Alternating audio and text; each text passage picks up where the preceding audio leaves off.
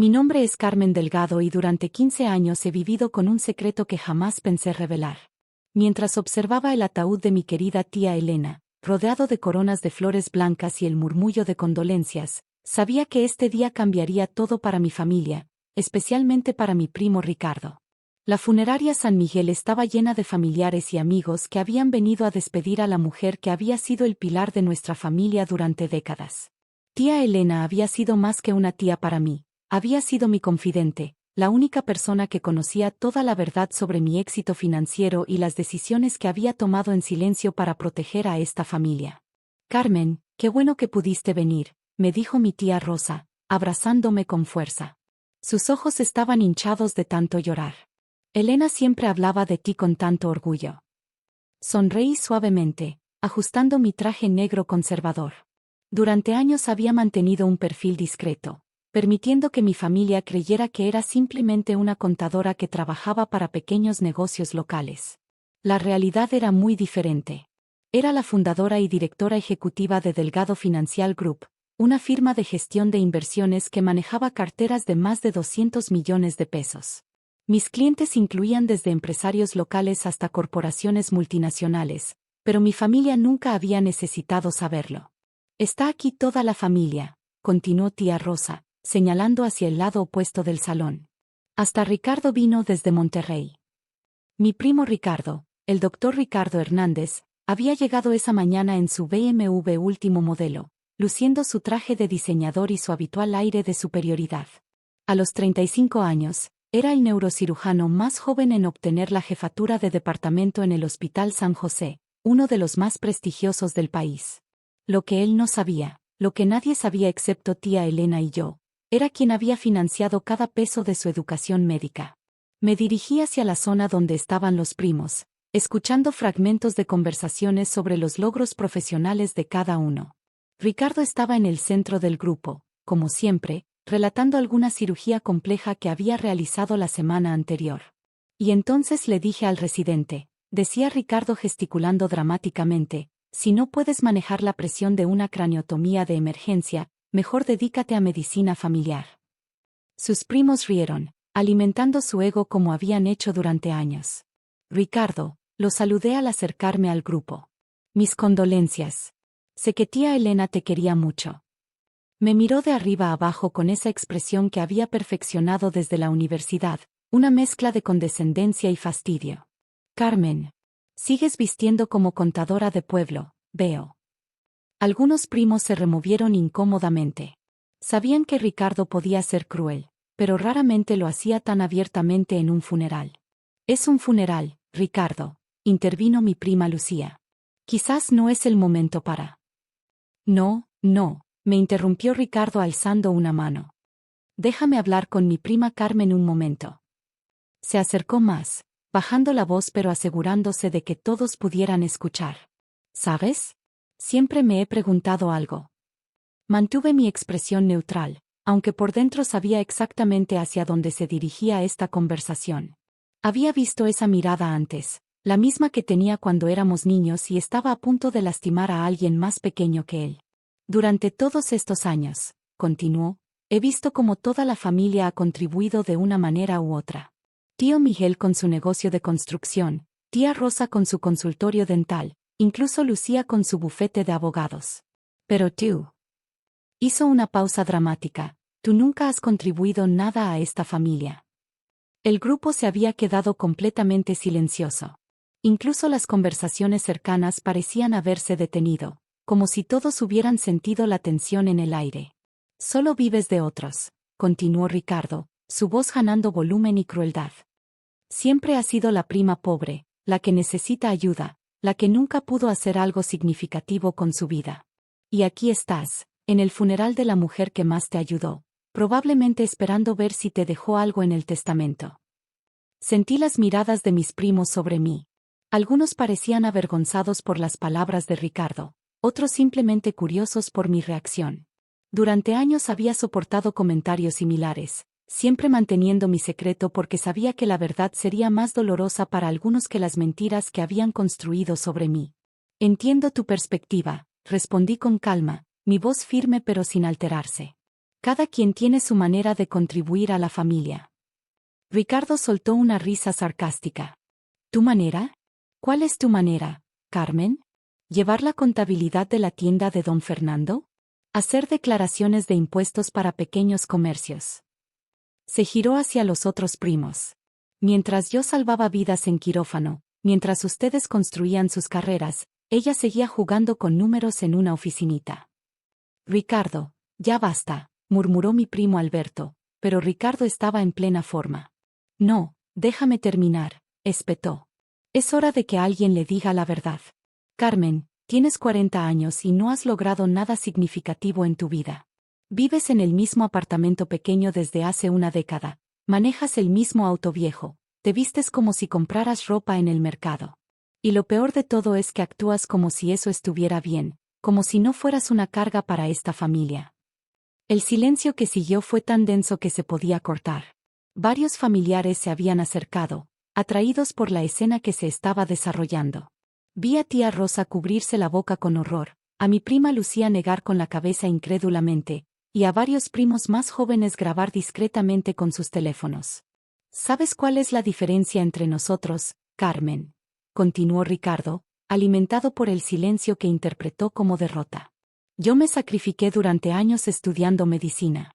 Noches sin dormir, exámenes imposibles, residencias de 24 horas. ¿Y tú? Tomaste el camino fácil. Contabilidad en una universidad pública, un trabajo cómodo donde no tienes responsabilidades reales. Respiré profundamente, manteniendo mis manos entrelazadas frente a mí. Pensé en las noches que había pasado construyendo mi empresa desde cero, las madrugadas analizando mercados internacionales, las decisiones de millones de pesos que tomaba regularmente. Pensé en la beca completa que había pagado para sus estudios de medicina, en las mensualidades de su apartamento durante la universidad, en los cursos de especialización en el extranjero que había financiado anónimamente. Tienes razón en muchas cosas, dije finalmente, mi voz manteniéndose tranquila. Yo tomé decisiones diferentes a las tuyas. Exactamente, triunfó Ricardo. Decisiones fáciles.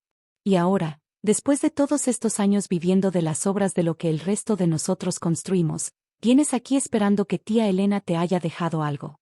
Pero déjame decirte algo, prima. Esta familia no le debe nada a los que no contribuyen.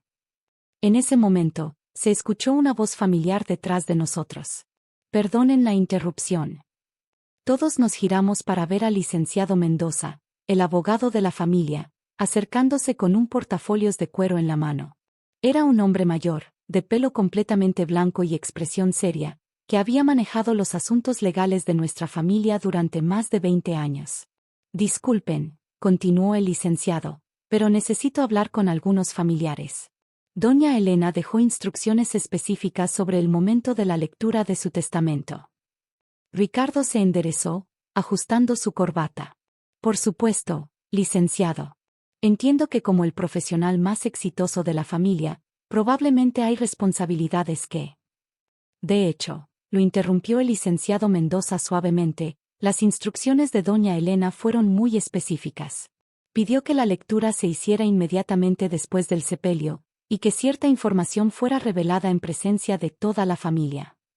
Mi corazón comenzó a latir más rápido. Tía Elena había mencionado esto durante nuestra última conversación, pero yo había esperado que cambiara de opinión. Sabía que algunas verdades, una vez reveladas, no podían deshacerse. Hay algo, continuó el licenciado, que doña Elena consideraba esencial que todos supieran. Algo sobre cómo ciertos miembros de esta familia han sido apoyados a lo largo de los años. Ricardo frunció el ceño. ¿A qué se refiere, licenciado? El licenciado Mendoza abrió su portafolios y sacó varios documentos. Durante los últimos 15 años, alguien de esta familia ha estado proporcionando apoyo financiero anónimo a varios de ustedes. Doña Elena era la intermediaria, pero no la benefactora. El murmullo comenzó entre los familiares que se habían reunido alrededor de nosotros. Ricardo parecía confundido, pero mantenía su postura arrogante. No entiendo, dijo Ricardo. Mi educación fue financiada por becas de mérito académico y... No, lo interrumpió el licenciado firmemente. Su educación médica, incluyendo la universidad, la especialización, los cursos en Johns Hopkins y el programa de neurocirugía en España fueron financiados completamente por un fondo fiduciario establecido específicamente para usted. El color comenzó a drenar del rostro de Ricardo. Eso es imposible. Yo trabajé por todo lo que tengo. Nadie me regaló nada. El licenciado continuó leyendo. Universidad Nacional Autónoma de México, carrera de medicina, 150,000 pesos. Especialización en neurocirugía, 200,000 pesos. Programa de intercambio en Johns Hopkins, $300,000. Curso de cirugía robótica en Barcelona, 100,000 euros. La lista continuaba, y con cada ítem, Ricardo se veía más pequeño. Los números eran asombrosos, representando una fortuna que la mayoría de las familias mexicanas nunca podrían reunir.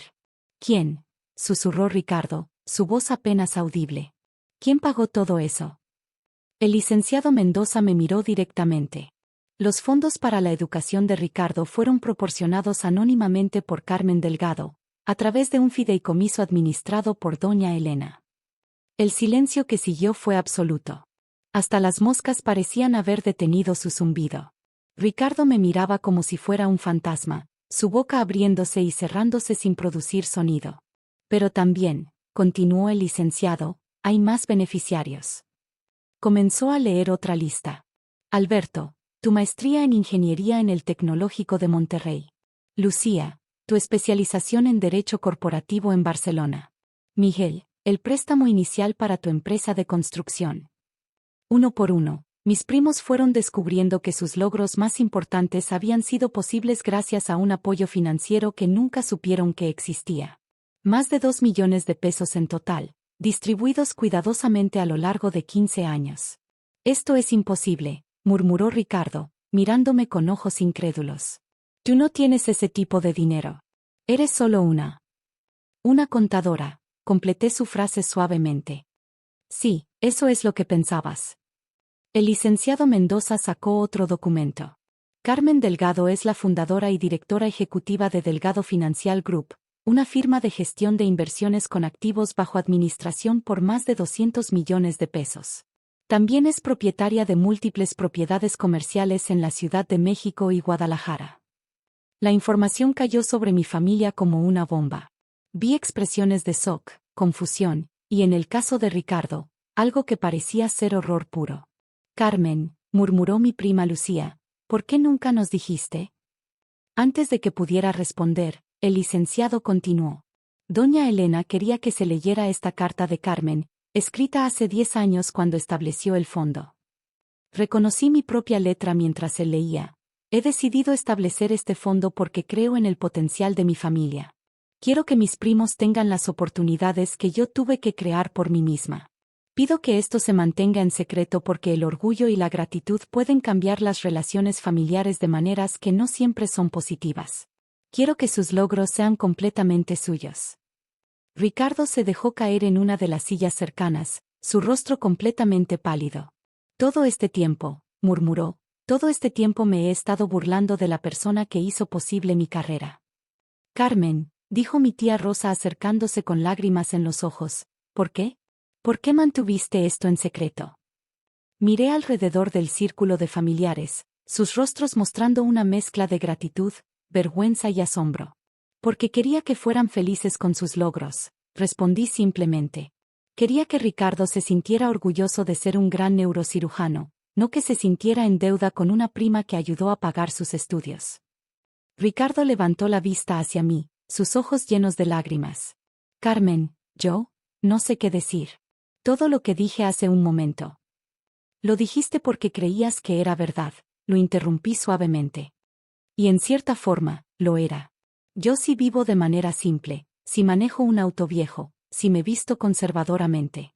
Esas fueron decisiones conscientes. ¿Pero por qué?, preguntó Alberto. Con esa clase de éxito, podrías. Podría vivir como los ricos que administro, completé. Pero eso cambiaría quién soy, y cambiaría cómo me relaciono con ustedes. Mi apartamento pequeño me hace feliz. Mi auto viejo es confiable. Mi ropa sencilla es cómoda. Y mi familia era lo más importante. El licenciado Mendoza cerró su portafolios. Hay una última cosa. Carmen también estableció fondos educativos para la siguiente generación.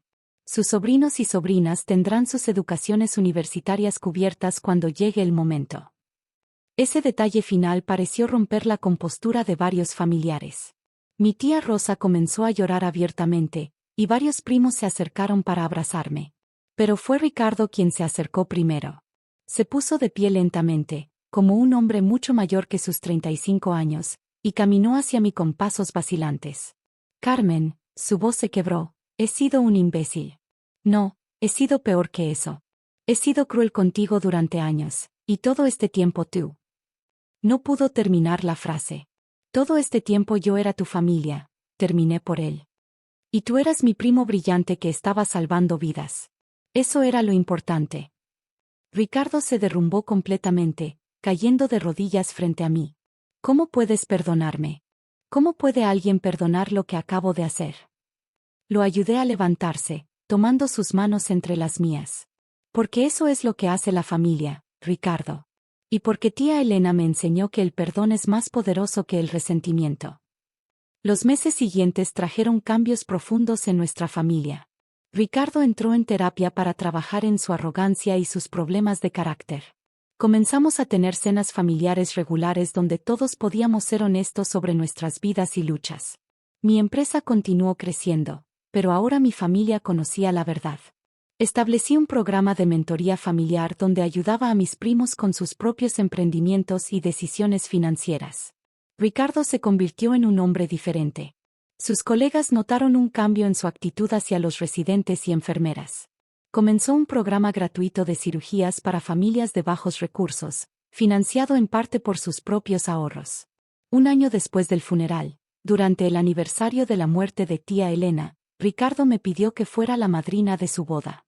Quiero que la mujer que hizo posible que me convirtiera en médico esté ahí cuando me convierta en esposo, me dijo. En su discurso durante la recepción, Ricardo habló sobre las lecciones que había aprendido sobre el orgullo, la familia, y la verdadera grandeza. Mi prima Carmen me enseñó que el poder real no viene de humillar a otros, dijo con lágrimas en los ojos, sino de elevarlos en silencio. Mientras escribo esto desde mi oficina, con las fotos de mi familia rodeando mi escritorio, reflexiono sobre las palabras de tía Elena. A veces la verdad duele antes de sanar, pero siempre sana. Tenía razón. Revelar mi secreto había herido a varios familiares, especialmente a Ricardo, pero también había sanado heridas que habían estado infectando nuestra familia durante años. Y ahora, cuando nos reunimos para cenas familiares, ya no hay secretos entre nosotros. Solo una familia que aprendió que el amor verdadero a veces se expresa mejor en silencio, pero que también sabe cuándo es hora de hablar.